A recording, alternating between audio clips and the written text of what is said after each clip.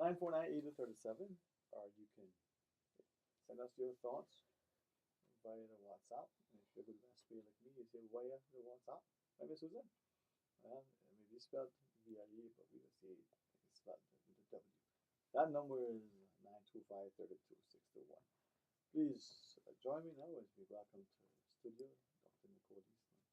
And I was just thinking early in the day as I look forward to what's part of the program.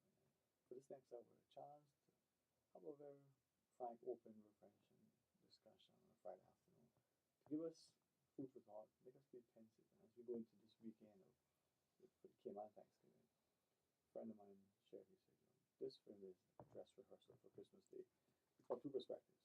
A couple of dishes he wants to try out, and the family is the captured audience, the captive audience, or maybe subjected to his new recipes.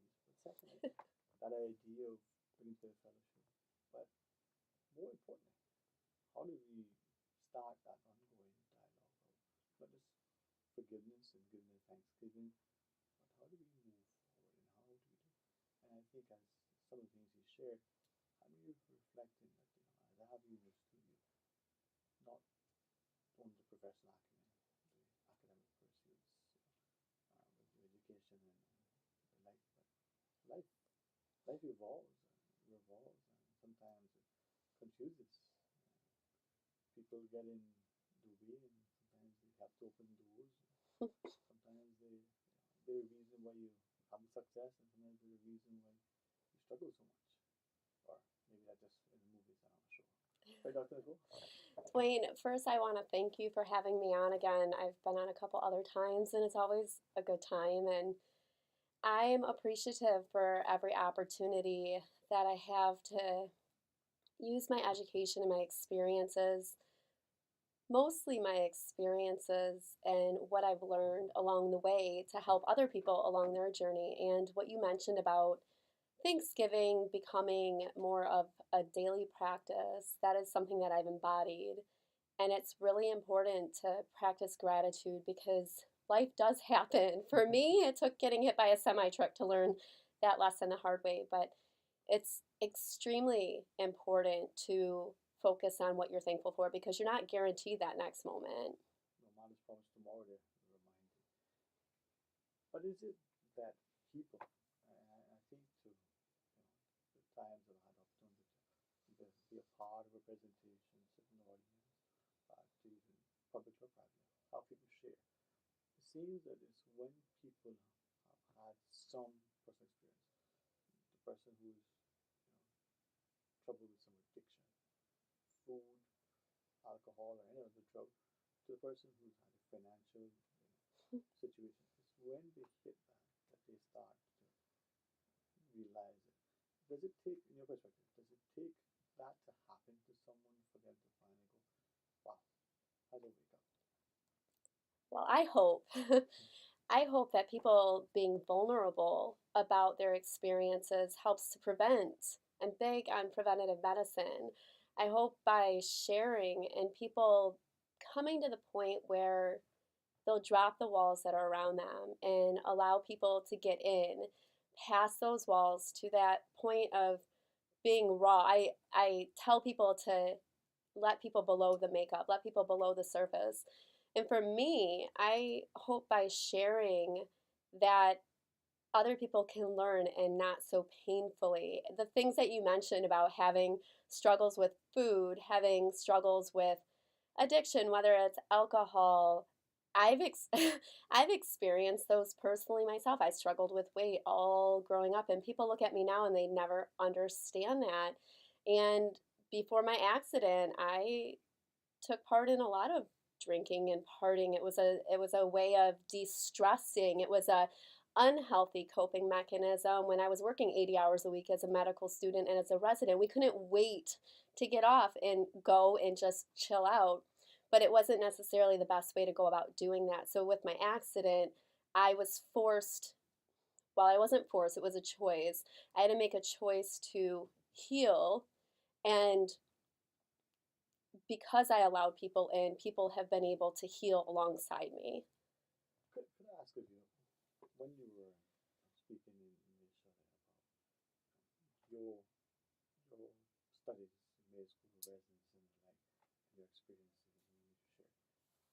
Given that sometimes if we are willing to open up, we use the word to be vulnerable, so we share with friends and family quietly sometimes. Sometimes we see people who are now renowned, renowned international speakers who get on and say, listen, I've experienced this, whatever this thing has been. They're now giving their perspective. Could I just step back 1 second? You're a medical doctor. Um, I know about your practicing medicine industry, but tell us about it because you're a doctor of osteopathic, right? Right. Going somewhere with this, take a second. What is that? And the reason why I'm asking, I'll tell you what. Tell us about it because that training, I understand, licensed, medical practitioners, but it's more than that. It's a whole encompassing thing. Maybe that gives us a perspective. What is a doctor of osteopathic medicine? I'm really excited that you asked me what a doctor of osteopathic medicine is. Because a lot of people don't know, especially on this little island. There are a couple DOs that do practice. There's one at Regenix, and there's another one at the Da Vinci Center who practice down here. I do not practice clinical medicine at this time due to my accident and to ongoing issues that I contend with. However, my undergrad degree is in psychology. I have a bachelor's of science in psychology, and then in between undergrad and med school, I was a certified group fitness instructor and personal trainer. So when I was looking into programs to apply for, my mom works for 3 psychiatrists back in Michigan, and I met a lot of DO students. And so I looked into their philosophy and I asked them questions, and it just fit for me because it's holistic. It was started by an MD who wanted to treat a patient as a whole, so mind, body, and spirit, and you are a whole person. He wanted to get past treating symptoms and get to the source of an issue. And for me, I've witnessed my dad die of a massive stroke at 53, and he had preventative risk factors. And despite knowing everything I knew, despite helping plenty of other people manage their weight, live a healthier lifestyle, that was a hard time for me because I realized that I couldn't even save my own dad. And that had me questioning myself as a third-year medical student at the time. But by going through everything that I've gone through and making choices that I've had to make to have the best quality of life that I can have, it's just it's verified why I felt so passionate about osteopathic medicine. And in dealing with ongoing daily chronic pain, as a DO, we learn osteopathic manipulative medicine. We're trained exactly the same way as MDs in the United States, but we also learn OMM. And you're actually putting your hands on the patient. You can do myofascial release, something that some physical therapists do, some chiropractors, some massage therapists, and then there's other techniques that we are taught. And becoming a patient and having pain, I've realized the power of touch. Thank you for sharing, because that's one of the things that we're looking at when we think of having that experience in training, irrespective of what that professional is, whether she has gone through become a full licensed engineer, or she's an educator. Here's some of the experiences. So as you share publicly your life, sort of accomplishments to do, because things happen and we don't always understand. What do you think it is that causes people, as you look at where we are, what we've had, to now be propelled to take that next step, where some would be more inclined to say, you know what, this isn't for me. I want to keep my experiences private, even though their story is one that is inspiring, but they, whether it's a lack of confidence or is it that they're just naturally shy and they're not willing to have the confidence and conviction to empower others as you have. That's why. There are several factors. For me, when I got to my lowest moment, I embraced my faith. That was a very important turning point for me. I also started practicing positive thinking. So, between the combination of positive psychology and my faith, those are probably two of the biggest critical factors for me. I chose to take a journey of healing. I realized that it was either I'm going to take this journey of healing, which was the more difficult choice, or I was going to give up. And I was never raised to give up. I'm not that type of person. When I think about what people are willing to share, who I am today is not who I was before my accident. People would have seen me and they thought I was confident, put together, but I was really broken on the inside, and I had a lot of walls built up around me, and it was a protective mechanism, I thought, based on experiences that I had earlier on in life.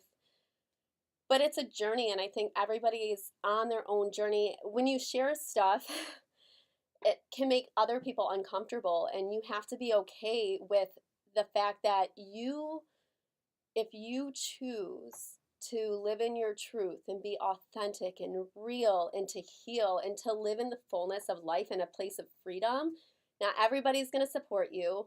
And part of that is I think people look at you and it makes them think. It makes them reflect. We've had this conversation where you've said, Nicole, when we talk, you make me think. And not everybody is ready for that. But isn't that the thing that when you have a conversation, dialogue, perhaps many, when they have a contrary view or they're being challenged or thought that they become argumentative as opposed to being pensive and insightful and reflective and trying to figure out how they can make this thing much more engaging. Is that the body's response or the personality to want to be confrontational as opposed to being more insightful? And there's a lot of different factors that play into that too. I think some of it's fear. People are fearful. That's that underlying reason for arrogance or cockiness. A lot of times it's fear. It's insecurity, and it's coming off that way. Now, from there, as we look at what we're facing, I think Miss Susan, we're taking a short break. Is that it? Yeah, pay attention, make sure I don't misrepresent you. 949-8037, or you can WhatsApp 925-3261. A couple of others that come through I want to share with you as well. Dr. Nicole Eastland is our guest, and we invite you to be a part of the discussion. 1-800-534-8255. Stay tuned, Dr. Lee. You know, I'm trying to read this one there. What's this one saying?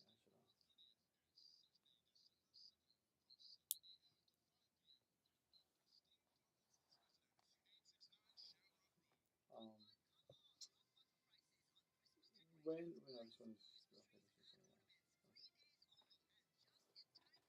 don't know we have it. See, what I could do, right? You've taken communities, but this would probably more than this. Maybe the same when you're back home, right? Communities don't like outspoken people. At least that how it seems to me. You know? It's fear. It's fear. People. I notice that people don't like outspoken people here, but I think it's because it's magnified because it's Smaller. such a small island. I think generally they don't like outspoken. I mean, whether it's Martin Luther King or whether it's Malcolm X, even Jesse Jackson, but politicians are looking at look at the candidates. Right. But even now in the Cayman context, there are many people that they call the talk shows, and we don't like them. We may agree privately, or what you're saying makes sense, but we won't support them publicly.